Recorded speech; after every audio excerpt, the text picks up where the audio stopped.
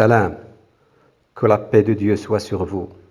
Soyez les bienvenus avec le professeur Waka Hamid sur sa chaîne éducative Waka électronique. Avant tout, que la bénédiction et la paix de Dieu soient sur notre prophète et messager, Mohammed ibn Abdillah, la création la plus honorable de Dieu. De nouveau, soyez les bienvenus. Avec la bénédiction de Dieu, je commence le cours numéro 2, intitulé « La tension électrique continue, partie 1 sur 4 ». 1. Notion du potentiel électrique. Une pile possède une borne positive marquée plus et une borne négative marquée moins. Je répète, une pile possède une borne positive marquée plus et une borne négative marquée moins. On a ici plusieurs types de piles. Chacune de ces piles possède une borne positive plus et une borne négative moins. La borne négative d'une pile possède un excès d'électrons, alors que la borne positive d'une pile possède un défaut d'électrons. Je répète, la borne négative d'une pile possède un excès d'électrons, alors que la borne positive d'une pile possède un défaut d'électrons. On dit que l'état électrique de la borne négative diffère de celui de la borne positive. Je répète, on dit que l'état électrique de la borne négative diffère de celui de la borne positive. La grandeur qui représente l'état électrique est appelée potentiel électrique noté V. Je répète, la grandeur qui représente l'état électrique est appelée potentiel électrique noté V. C'est à cause de cette différence de potentiel que la pile est capable de mettre en mouvement les électrons libres dans un circuit électrique fermé. Je répète, c'est à cause de cette différence de potentiel que la pile est capable de mettre en mouvement les électrons libres dans un circuit électrique fermé. Dans un circuit fermé donné, plus la tension au bord de la pile est grande, plus le courant circulant dans le circuit est intense. Je répète, dans un circuit fermé donné, plus la tension aux bornes de la pile est grande, plus le courant circulant dans le circuit est intense. L'état électrique que possède la borne négative d'une pile est appelé potentiel électrique de la borne négative noté Vn. Je répète, l'état électrique que possède la borne négative d'une pile est appelé potentiel électrique de la borne négative noté Vn. L'état électrique que possède la borne positive d'une pile est appelé potentiel électrique de la borne positive noté Vp. Je répète, l'état électrique que possède la borne positive d'une pile est appelé potentiel électrique de la borne positive noté Vp. On dit qu'il existe entre les deux bornes de la pile une différence de potentiel notée Vp moins Vn ou tension électrique notée UPN. 2. Tension entre deux points d'un circuit. La tension entre deux points A et B d'un circuit électrique représente la différence de potentiel VA moins VB entre ces deux points. La tension UAB est égale à VA moins VB. Je répète, la tension entre deux points A et B d'un circuit électrique représente la différence de potentiel VA moins VB entre ces deux points. UAB est égal à VA moins VB. 3. Mesure de la tension électrique. 3.1. Unité de potentiel électrique. L'unité de potentiel électrique est le volt, en hommage à Alexandro Volta. Je répète, L'unité de potentiel électrique est le volt, en hommage à Alexandro Volta. Le symbole du volt est V. Je répète, le symbole du volt est V.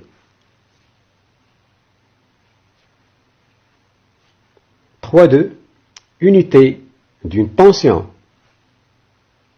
Comme la tension est définie comme une différence de potentiel, alors son unité sera la même que celle du potentiel électrique, c'est-à-dire le volt, noté V. Je répète, comme la tension est définie comme une différence de potentiel, alors son unité sera la même que celle du potentiel électrique, c'est-à-dire le volt, noté V.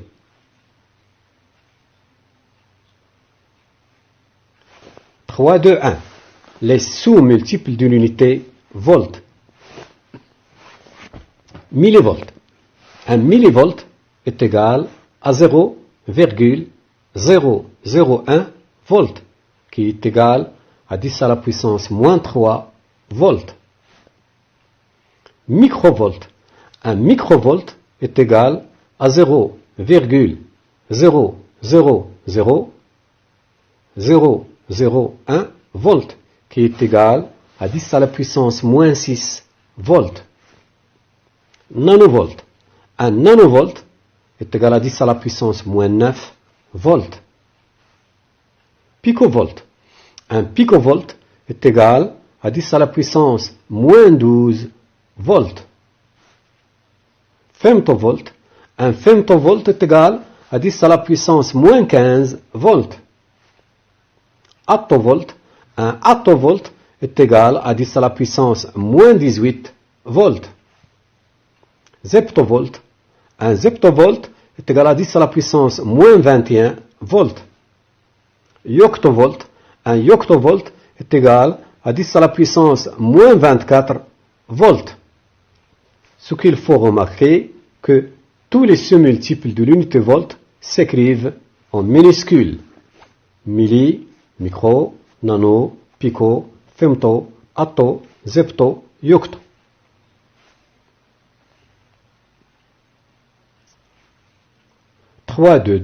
Les multiples de l'unité volt. Kilovolt.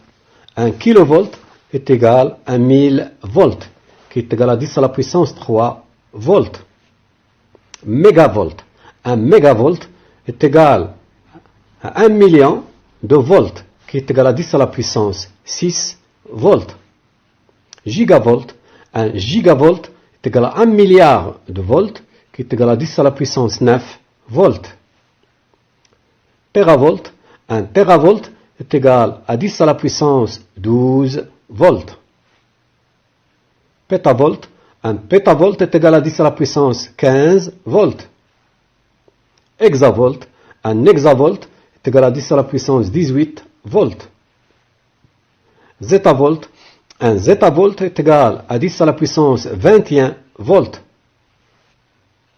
Iotavolt. Un iotavolt est égal à 10 à la puissance 24 volts. À l'exception de kilo, tous les préfixes s'écrivent en majuscules. Méga, giga, tera, péta, hexa, zeta, iota.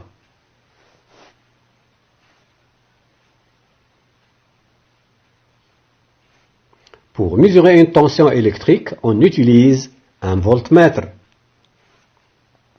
On a ici deux types de voltmètres. À droite, un voltmètre à aiguille. À gauche, un voltmètre numérique. Le symbole du voltmètre est le suivant.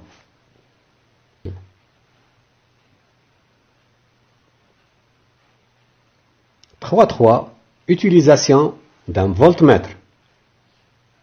Le voltmètre est un appareil polarisé. Il possède une borne positive plus ou V et une borne négative moins ou comme. Je répète, le voltmètre est un appareil polarisé. Il possède une borne positive plus ou V et une borne négative moins ou comme. Dans un circuit électrique, le voltmètre se branche toujours en dérivation. Je répète, dans un circuit électrique, le voltmètre se branche toujours en dérivation.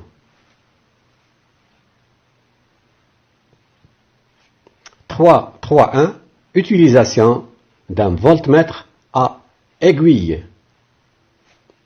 A pour mesurer une tension continue. Il faut régler le zéro du voltmètre à l'aide du vis réglage de zéro. Placer le commutateur sur tension continue. Son symbole est le suivant. Relier le fil noir à la borne négative COM du voltmètre et le fil rouge à la borne positive V.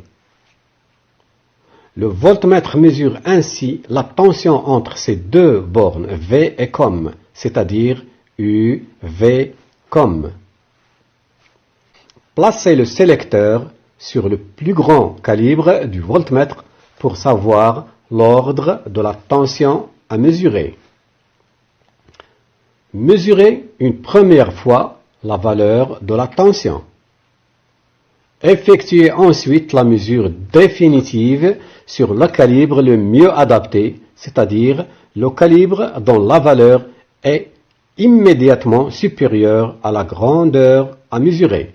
Je répète, effectuez ensuite la mesure définitive sur le calibre le mieux adapté, c'est-à-dire le calibre dont la valeur est immédiatement supérieure à la grandeur à mesurer.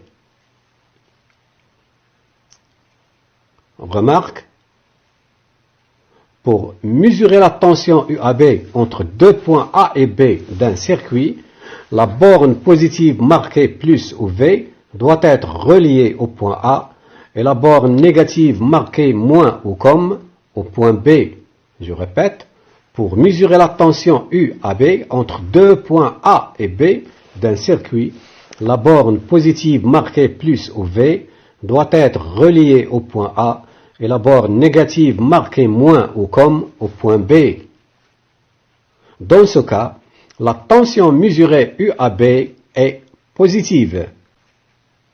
Si l'on relie la borne positive plus ou V du voltmètre avec le point B et la borne négative moins ou COM avec le point A, alors dans ce cas, la tension mesurée sera UBA et non pas UAB. Je répète, si l'on relie la borne positive plus ou V du voltmètre avec le point B et la borne négative moins ou COM avec le point A, alors dans ce cas, la tension mesurée sera UBA et non pas UAB. Pour connaître la valeur de la tension U, on utilise la relation suivante. U est égal à C fois N, le tout divisé par N0, avec C, le calibre du voltmètre. Le calibre correspond à la tension que présente la plus grande graduation. N, la position de l'aiguille. N0, le nombre total de graduations. L'unité de la tension est la même que l'unité de calibre choisie. Je répète, l'unité de la tension est la même que l'unité du calibre choisi. Ainsi, si par exemple le calibre choisi est en millivolts, alors le résultat aussi sera en millivolts. Je répète, ainsi, si par exemple le calibre choisi est en millivolts, alors le résultat aussi sera en millivolts.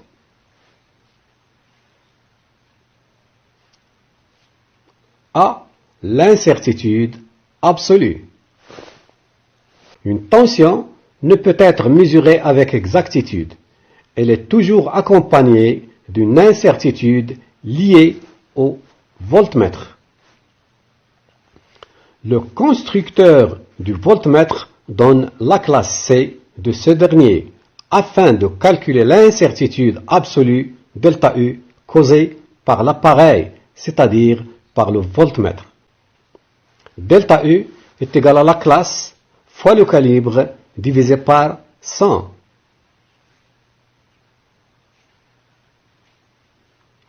Plus la classe d'un voltmètre est petite, plus le voltmètre est précis.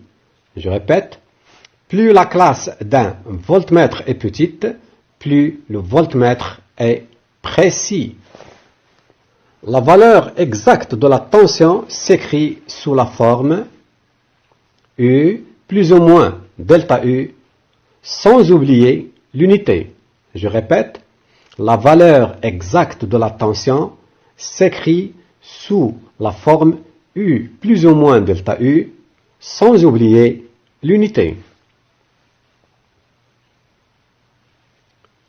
Exemple, U est égal à 3 volts, calibre 5 volts, classe 1,5. L'incertitude absolue est delta U, qui est égal à la classe fois le calibre, le tout divisé par 100. Donc delta U est égal à 1,5 fois 5 divisé par 100. Le résultat est égal à 0,075 volts, à peu près égal à 0,08 volts. Donc, la valeur de la tension U est égale à 3,00 plus ou moins 0,08 volts. Attention, le virgule 0 qui apparaît dans la valeur de la tension U a un sens physique. C'est une convention d'écriture qui indique que l'incertitude porte sur le dernier chiffre. Je répète, le virgule 0 qui apparaît dans la valeur de la tension U a un sens physique. C'est une convention d'écriture qui indique que l'incertitude porte sur le dernier chiffre. A. L'incertitude relative ou précision. On appelle incertitude relative le rapport delta U sur U, qui représente l'importance de l'erreur par rapport à la tension mesurée. Je répète, on appelle incertitude relative le rapport delta U sur U, qui représente l'importance de l'erreur par rapport à la tension mesurée. L'incertitude relative n'a pas d'unité et s'exprime en général en pourcentage. Je répète, l'incertitude relative n'a pas d'unité et s'exprime en général en pourcentage. Plus l'incertitude relative delta U sur U est petite, plus la mesure de la tension est précise. Je répète, plus l'incertitude relative delta U sur U est petite, plus la mesure de la tension est précise. Exemple, U est égal 3,00 plus ou moins 0,08 volts. Donc l'incertitude relative est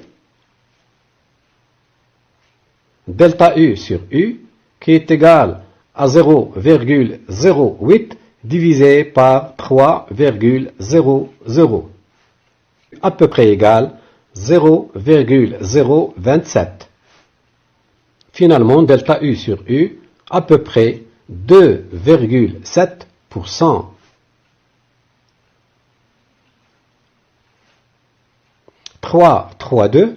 L'utilisation d'un voltmètre numérique. On a ici deux exemples de voltmètre numérique. Le voltmètre numérique affiche directement la valeur de la tension mesurée sur son écran. Je répète, le voltmètre numérique affiche directement la valeur de la tension mesurée sur son écran.